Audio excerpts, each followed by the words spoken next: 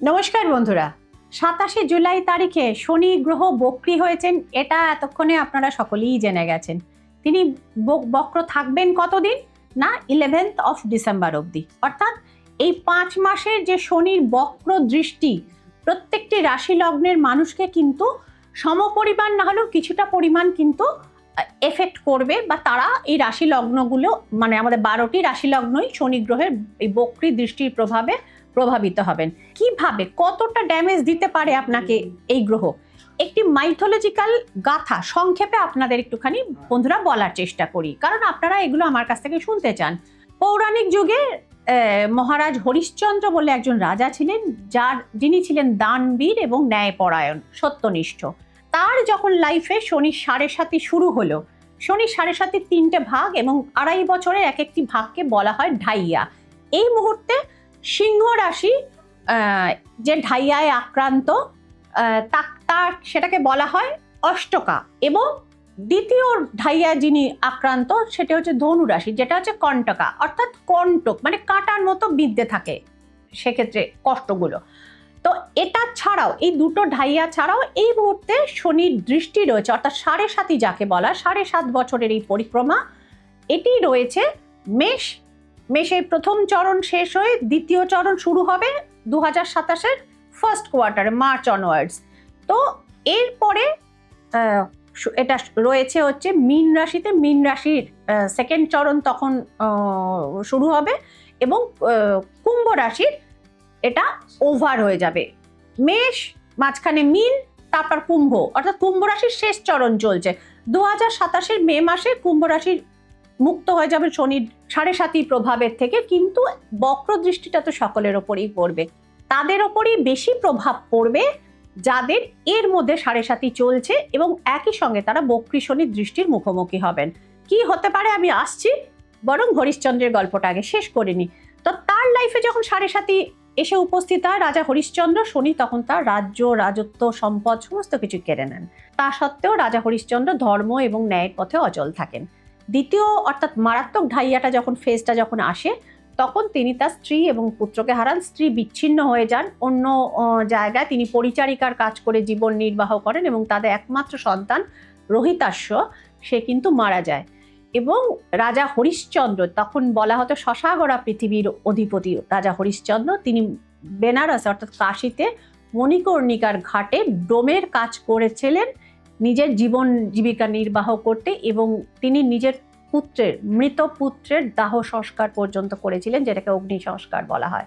তো এতখানি কঠিন হতে পারে শনির পরীক্ষা, এবং তারপরেও তার অচলা ধর্মের ওপর ভক্তি এবং নিষ্ঠা দেখে শেষ পাদে অর্থাৎ শেষ অংশটা, লাস্ট ঢাইয়া যখন পার হচ্ছিলেন, তখন শনিদেব তাকে তখন বলেন, এসে উপস্থিত হন, এবং যে তো রাজা তুমি সত্যিই মহান, এবং তুমি সবসময় ধর্মের পথে এবং ন্যায় পথে এত দুঃখের মধ্যেও তুমি অবিচল থেকেছো, শত প্রলোভনও তোমাকে টলাতে পারিনি।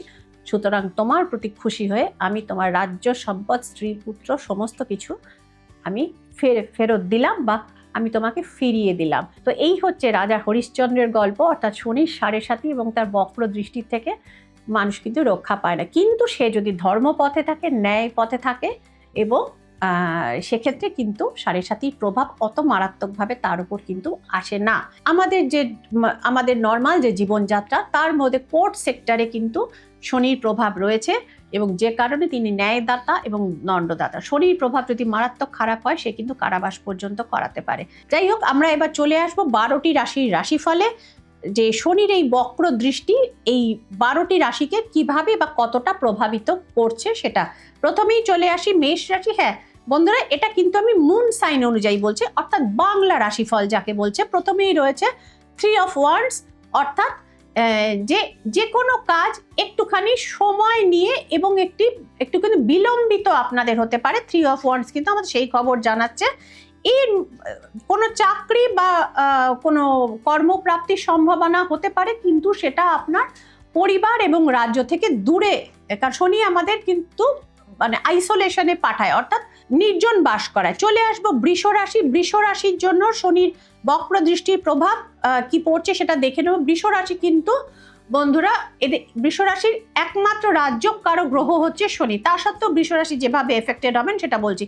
কোনো কর্ম বা কোনো বাধা তাকে এতদিন আটকে রেখেছিল, সেই জায়গা থেকে অতি কষ্টে হলো তিনি কিন্তু ফাইনালি মুক্ত হবেন। এটা বৃষরাশির জন্য শনির বক্র দৃষ্টির প্রভাব।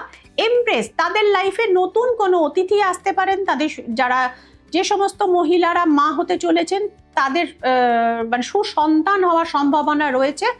এবং যারা এগ্রিকালচারাল ফিল্ডে যারা কাজ করেন, যে সমস্ত বৃষরাশির জাতক জাতিকা, সেক্ষেত্রেও কিন্তু তাদের প্রচুর মানে অ্যাগ্রো ইন্ডাস্ট্রিতে কিন্তু প্রচুর লাভ হওয়ার সংকেত রয়েছে। ওই যে বলছিলাম শনি হচ্ছে বৃষরাশির রাজ্যকারক গ্রহ, সুতরাং সে এই ফলাফল দিচ্ছে।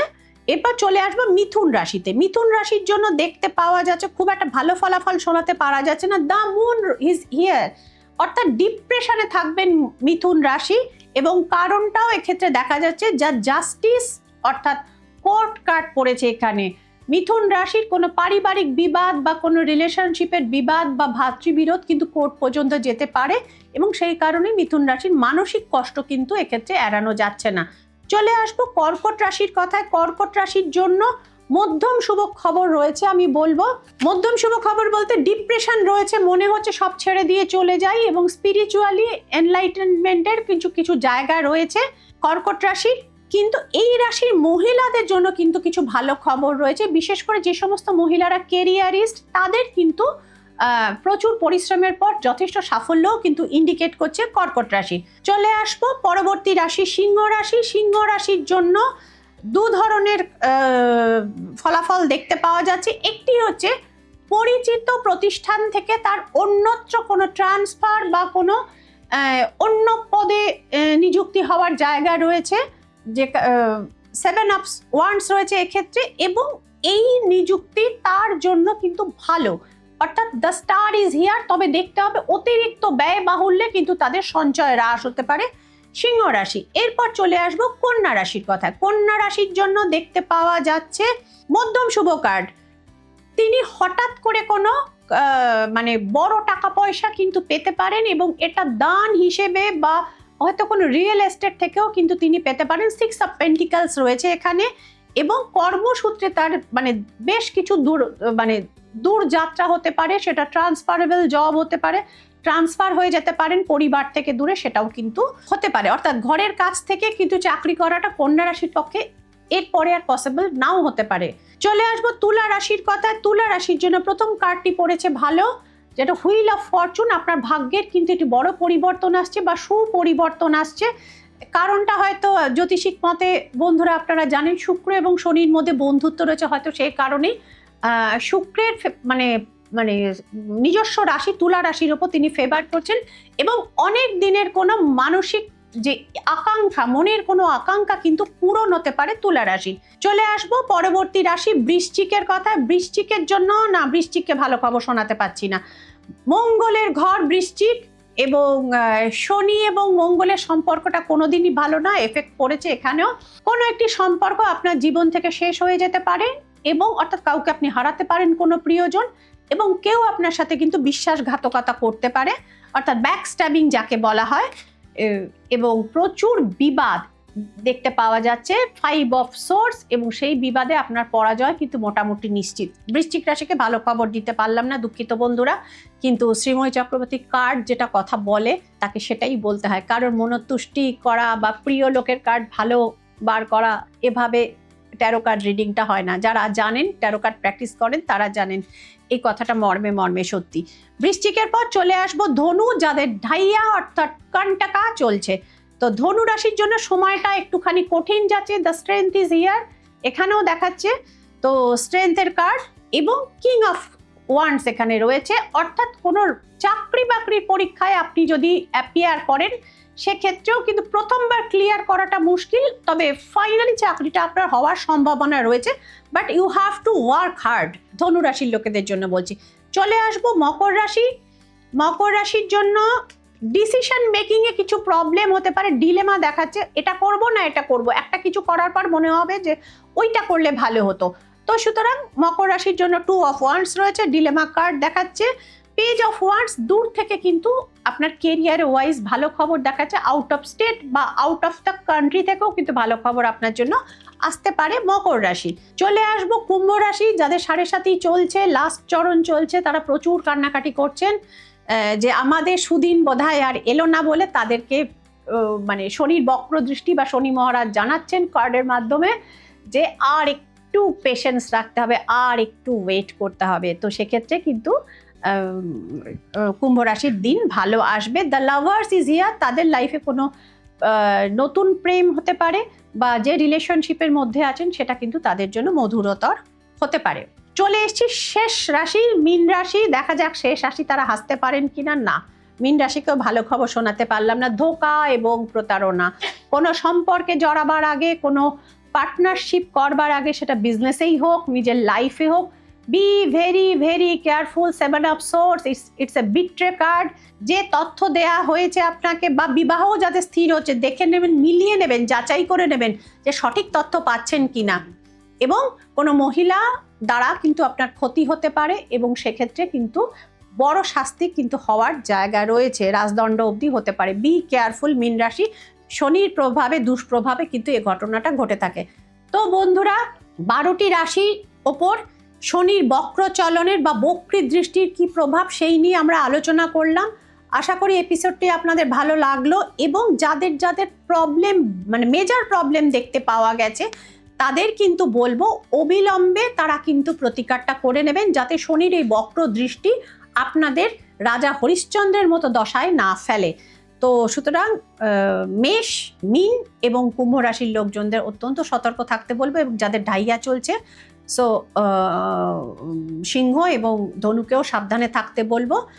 এবং যারা মনে করবেন যে শ্রীময়ীর কাছ থেকে প্রতিকার করাবো, নিচে নাম্বার যাচ্ছে, সেক্ষেত্রে আপনারা নিজেরা এখানে যোগাযোগ করবেন আমার অ্যাসিস্ট্যান্টদের কাছে। অনলাইন বা অফলাইন বুকিংয়ের জন্য বুকিংটা কনফার্ম করে নেবেন।